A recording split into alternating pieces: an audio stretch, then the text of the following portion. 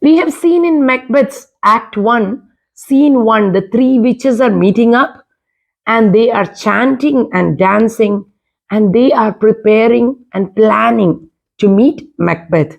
So, this is Act 1, Scene 2. Here we are taken into a camp near forests and enter Duncan, Malcolm, Donalbain, Lennox. So Duncan is the naive king of Macbeth. Duncan is presented as a very kind, very naive character. So I would go on to say that Duncan is from the beginning shown as somebody who is very trusting. Donalbain and Malcolm are his two sons. They are the heir to the Scottish throne. Duncan, what bloody man is that? He can report as seemeth by his plight of the revolt, the newest state. So we can see that somebody is entering, and that is a person bleeding. You know, he is endured being assaulted. He has is wounded from battle. And Duncan says, "This wounded man, he seems to want to tell us something. Let us listen to him." Then Malcolm says, "This is the sergeant who, like a good and hardy soldier, fought against my captivity. Hail, brave friend! Say to the king the knowledge of the broil as thou didst leave it." So, broil means battle, and here Malcolm is telling the king that I was, in the battle. I was in a tight spot, and this is the sergeant who came and helped me. He is a brave man of your army, my dear father and king. He has come to report to us about the battle. Pray speak, sir. The sergeant then says, "Doubtful it stood, as two spent swimmers they do cling together and choke their art. The merciless Macdonwald, worthy to be a rebel, for to that the multiplying villainies of nature do swarm upon him.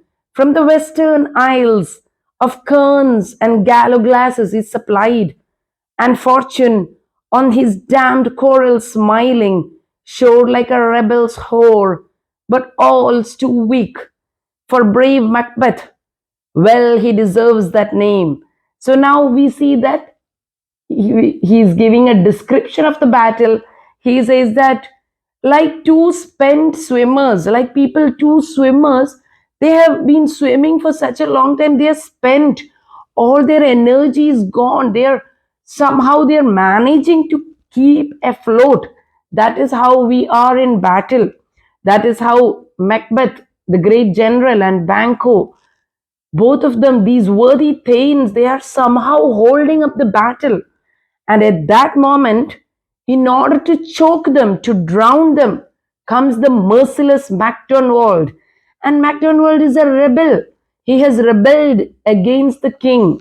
His act is that of a traitor, and he is committing treason. And who is he supported with? The word kerns. Kerns is standing for the Irish foot soldiers. So he has brought in foot soldiers from Ireland, and also the gallow glasses is a form of weapons.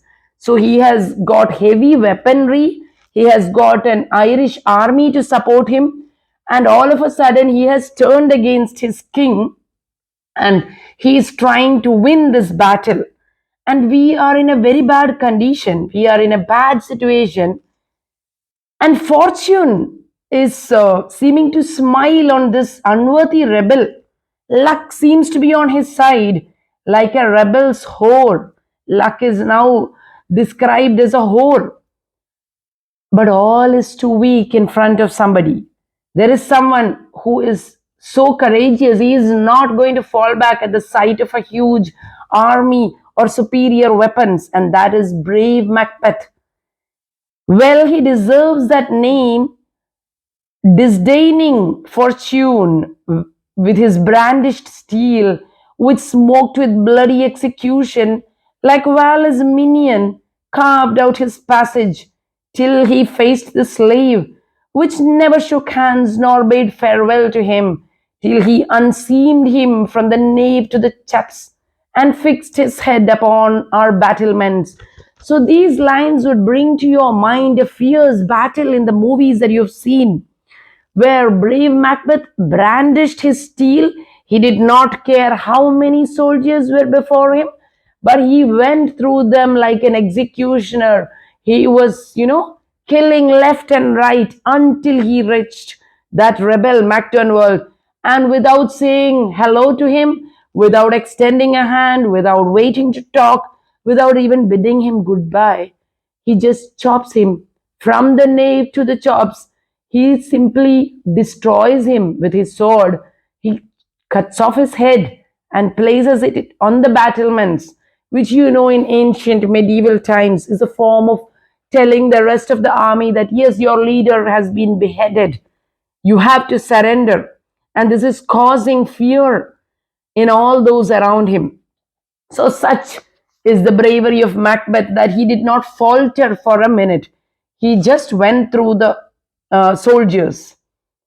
Like valor's minion, what is valor itself? He was like courage personified. Valor is bravery, and minion is the soldier or the very person who holds up the banner of courage. Duncan says, "O valiant cousin, worthy gentleman." Duncan immediately praises the great Macbeth. He says, "My valiant cousin." From this word, you know that Macbeth is a kin of Duncan. He is related to the King Duncan. He says, "My worthy cousin, my worthy Thane, you have proved yourself as a loyal sergeant, as a loyal general to my army." The sergeant, as when the sun begins his reflection, shipwrecking storms and direful thunders break, so from that spring whence comfort seemed to come, discomfort swells. So we were in such a state, we were all overjoyed, we were elated. Macbeth was winning, we were on the path to victory. And again, discomfort came, just as how the climate comes to a nice sunny spot, and again the storm comes. This is what is going to happen. So, throughout, we see pathetic fallacies used. The atmosphere is used to tell us about the human conditions present. So, from that very spring, where comfort seemed to come, discomfort swells. Mark, King of Scotland, mark. Listen to my words, O King of Scotland.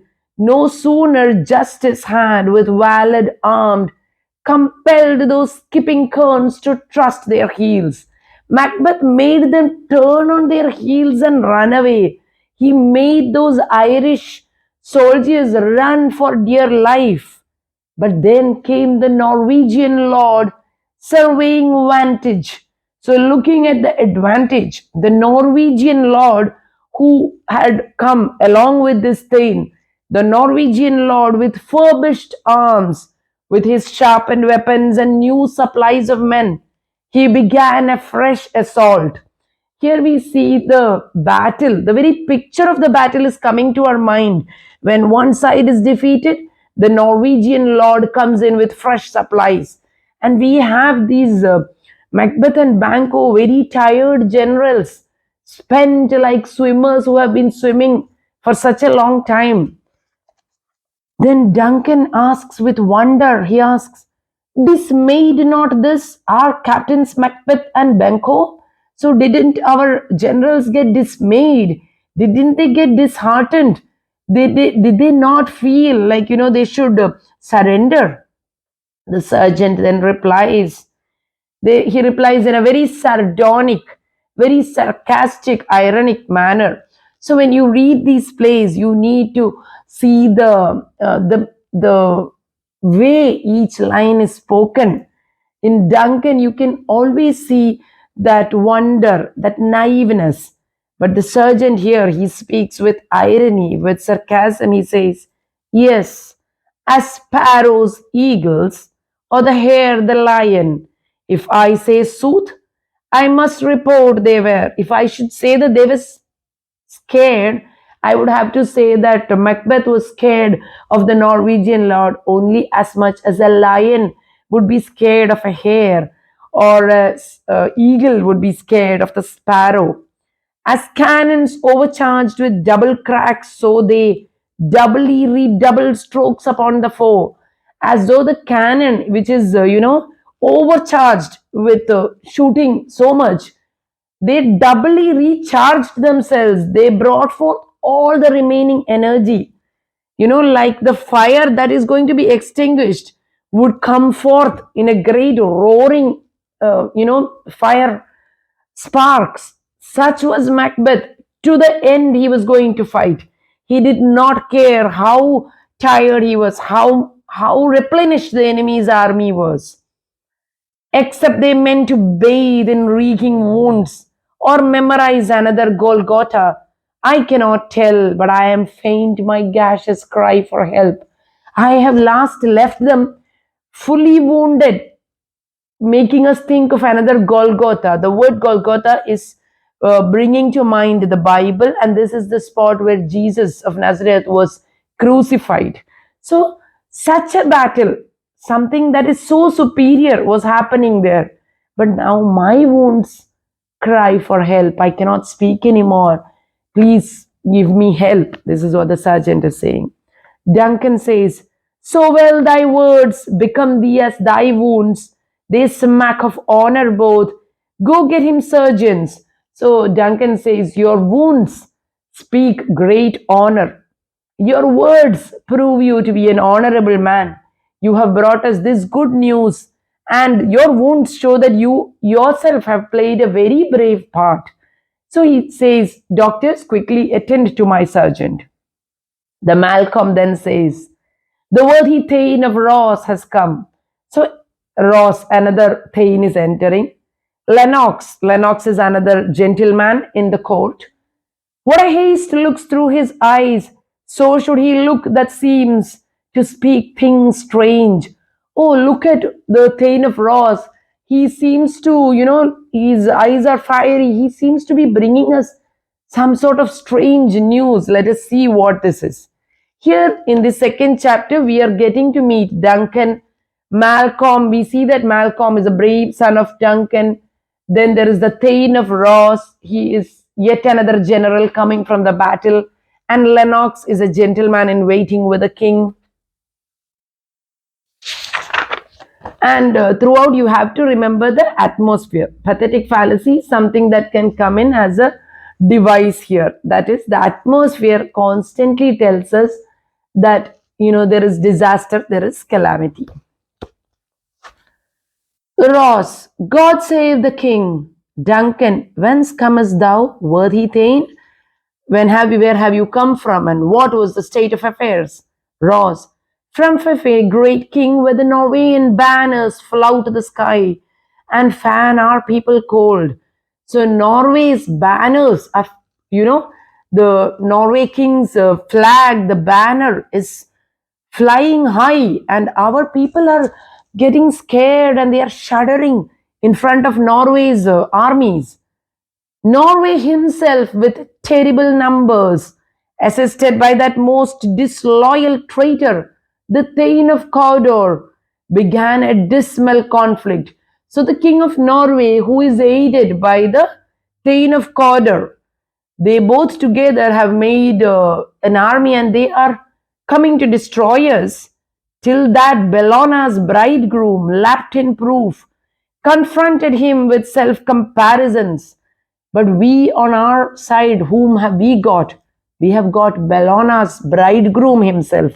Bellona is the Roman goddess of war, and her bridegroom here is our Macbeth, because he is so brave. When everybody is faltering, when the people of Scotland are shaking with fear, looking at Norway's banners, we see that one general, Macbeth, is leading. Point against point, rebellious, arm against arm, curbing his lavish spirit.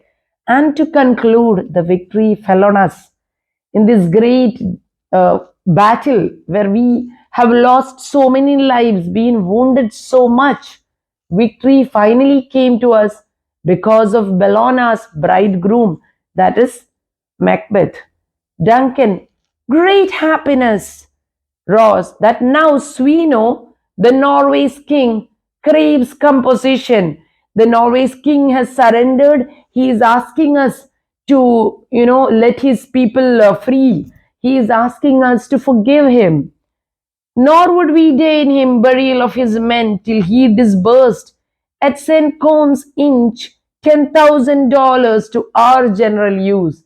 So we will not even give him the dead bodies of his soldiers to give them a decent burial until he pays us $10,000 to our general's use. So here the money, of course, would be of the period. This is in the present translation. So such gold or such wealth has to be given to the king of, that is King Duncan, has to be paid. Only then will his generals give up the dead bodies of the Norway's king's army. Duncan, no more that Thane of Cawdor shall deceive our bosom interest.